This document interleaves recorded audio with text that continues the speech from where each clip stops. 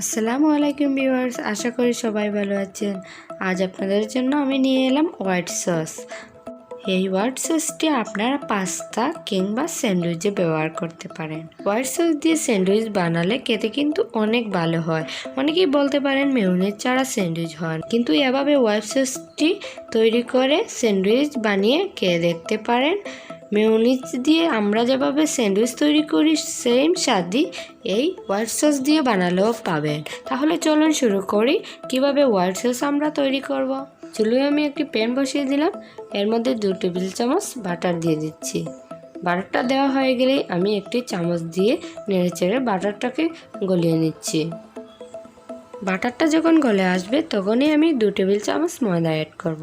ময়দা আর বাটারের পরিমাণটা যেন সেম থাকে সেদিকে লক্ষ্য রাখবেন, তা না হলে এই হোয়াইট সসটি বানাতে আপনারা প্রবলেমে পড়ে যেতে পারেন, যেমন ময়দাটা দলা পেকে যেতে পারে।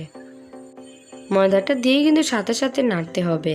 বাটারের সাথে ময়দাটাকে ভালো করে মেশানো হয়ে গেলেই এখানে আমি 1/2 টেবিল চামচ গোলমরিচ গুঁড়া অ্যাড করছি, স্বাদ মতো লবণ অ্যাড করছি, সাথে নিলাম 1/4 চা চামচ রসুন বাটা।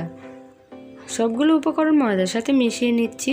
আর অবশ্যই আপনারা খেয়াল রাখবেন চুলোর জালটা যেন মিডিয়াম লো আছে থাকে। যখনই ময়দা থেকে সুন্দর একটি স্মেল বের হবে তখনই আমি এখানে 2 কাপ দুধ অ্যাড করব। আমি কিন্তু এখানে 1/2 কাপ দুধ অ্যাড করেছি আর সেটি স্কিপ হয়ে গেছে। দুধটা দেওয়া হয়ে গেলে কিন্তু সাথে সাথেই নাড়তে হবে, তা না হলে দলা পেকে যেতে পারে। নাড়াচাড়া বন্ধ করবেন না কিন্তু। হোয়াইট সসটা কিন্তু আমার তৈরি হয়ে গেছে আর সেটি নামানোর 2 মিনিট আগে আমি 1 টেবিল চামচ চিনি অ্যাড করছি। চিনিটা দিয়ে নেড়ে চেড়ে মিশিয়ে নিচ্ছি। এই রকম থাকতে কিন্তু আপনারা হোয়াইট সসটি নামিয়ে নেবেন, তা না হলে নামানোর পর অনেকটা ঘন হয়ে যেতে পারে। এবার আমি সার্ভ করছি আর একটি চামচের সাহায্যে দেখিয়ে দিচ্ছি কেমন ঘন হবে।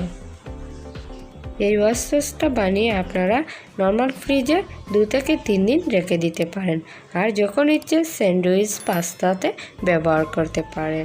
আর বাচ্চাদের টিফিন অথবা বিকেলের নাস্তায় ঝটপট স্যান্ডউইচ বানিয়ে খেয়ে নিতে পারেন।